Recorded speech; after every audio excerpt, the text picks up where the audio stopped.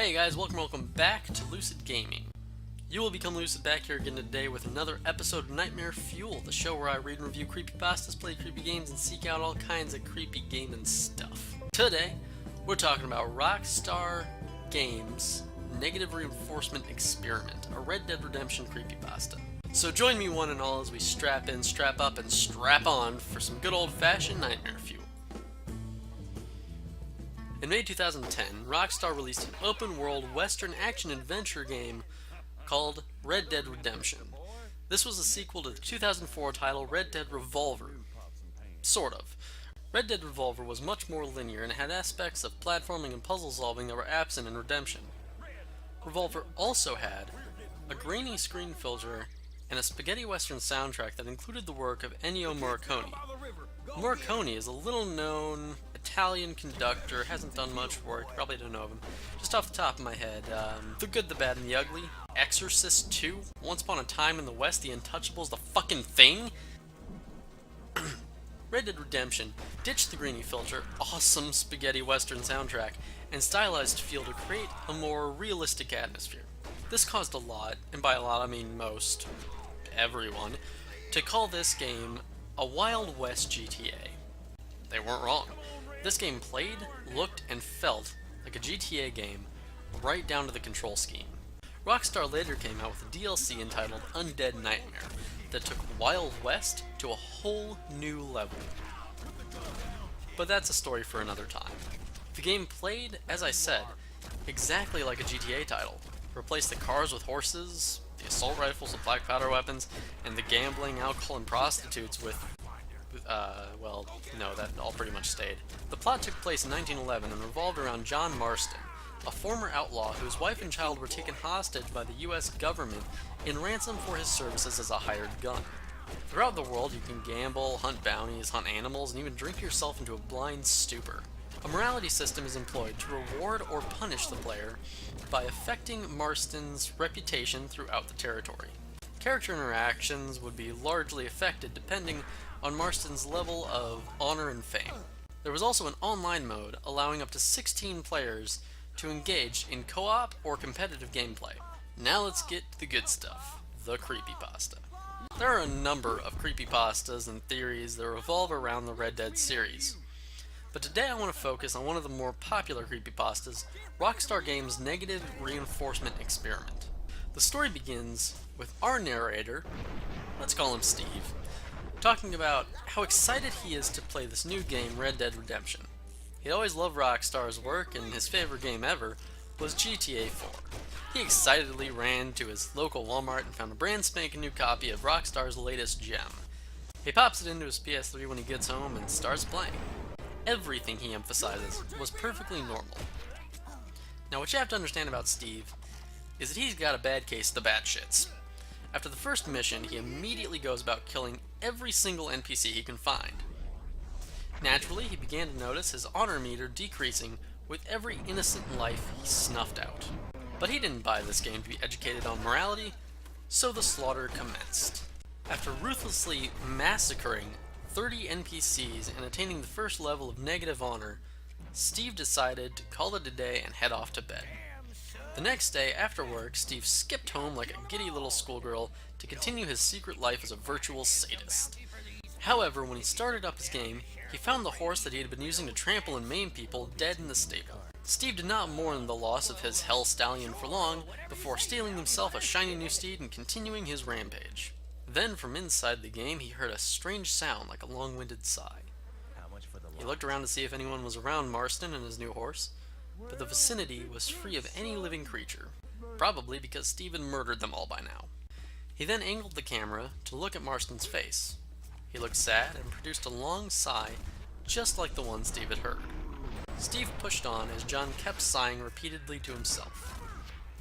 Finally, they came across a populated area, and Steve began to hack, slash, and smack his way through these innocent townfolk. Eventually, Marston became a wanted man and had to shoot his way to freedom through 7 lawmen. As Steve progressed through his game, being a total dick, Marston began to get more and more depressed. Steve became confused. Why was John regretting taking part in this mass murder? Why was he being such a pussy? He decided to play again the next day, but if John didn't grow a pair, Steve would have to return to GTA for his antisocial debauchery. The next day, when he turned on his PS3, Steve found Marston in jail for his crimes. He had no idea how John had gotten in prison. Just as he was about to restart his console, John was released from prison on good behavior, and it was revealed that he had turned himself in to the authorities. Dumbfounded by this development, Steve did what he does best, and started to kill again. He cleared Armadillo, Thieves Landing, and the McFarland Ranch of any survivors. He unloaded his entire arsenal on the unsuspecting bystanders. His honor meter bottomed out at the maximum level of evil. He was now a desperado on the run from the law, and damn proud of it. John, however, wasn't so pleased. He refused to approach or even look at a dead body. He wouldn't run or unholster his weapon.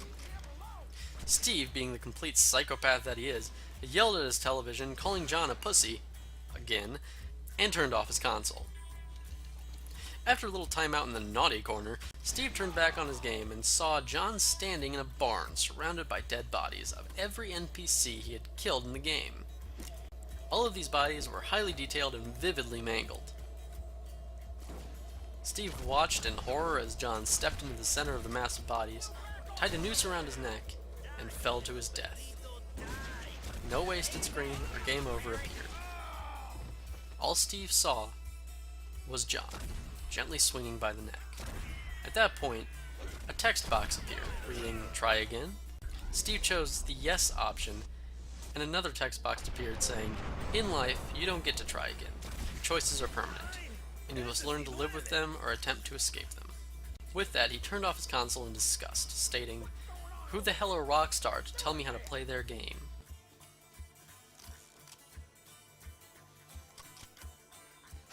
Anyway, Stevie Boy took his copy of the game to GameStop and sold it. Weeks later, he went through and deleted the game files on his PlayStation. Upon doing this, he stumbled across a file named Rockstar Negative Reinforcement Experiment. When he opened this file, it took him to the PS3 web browser. The page had some text on it, with a subject line reading PS3-244, which is apparently his PS3's identification number. Along with the subject, this page had the date the game was last accessed, total playtime, the honor meter, and a result that read fail. So what do we think of this pasta? It starts off great with him getting a new game. New! You hear that? Not some old ratty looking game with the word Vigigame scribbled across it in blood. New. Still in the plastic, new. Great start. Then we have some sketchy goings on, dead horse, weird sounds, and a bummed out main character. Good old fashioned creepy fun. Then as the plot progresses and the author continues to be a complete sociopathic douchebag, the main character gets so down on himself because of what the player has forced him to do that he takes his own life. We are left to assume that this game was some kind of twisted social experiment slipped into random copies of Red Dead Revolver by Rockstar, who subsequently gathered data for some unknown and undoubtedly nefarious purpose. There are a lot of aspects of a great pasta here. It's not the usual spooky, ghosty, haunted game crap, with hyper-realistic blood around every corner or random-ass plushies crawling out of the TV to claim your very soul. This is simply about an unlucky, or extraordinarily lucky, gamer who stumbles across a rare and very special copy of a popular title. Instead of finding a beat-up old copy of some bastard beta game that was supposed to be swept under the rug or sealed in a Rockstar vault of bad ideas, our author finds a version of the game that was supposed to end up in the hands of a completely random sampling of gamers. Maybe this game was meant to test if a completely random pool of gamers could still make John Marston commit atrocious acts even as they saw him slip into a deep depression. Maybe, just maybe, this game is still out there, sitting in a GameStop near you, waiting for its next subject. So could this be real? I want to say no, but instead let me provide you with this. Facebook has admitted to tampering with people's news feeds in order to see if it would affect their moods. OkCupid has lied to their users about their suggested mates' compatibility to see if the two subjects would still go out with each other. Look at games like Silent Hill Shattered Memories that supposedly psychologically profile you to make the game that much more scary. Hell, we could even talk about Polybius and MK Ultra, which I'm sure we will in another video. Maybe this game is just another hidden psych experiment by a big name company. A good psych experiment needs a random sample without unnecessary outside influence over the test being conducted. What is a more controlled environment than a video game that gives you the feeling of freedom?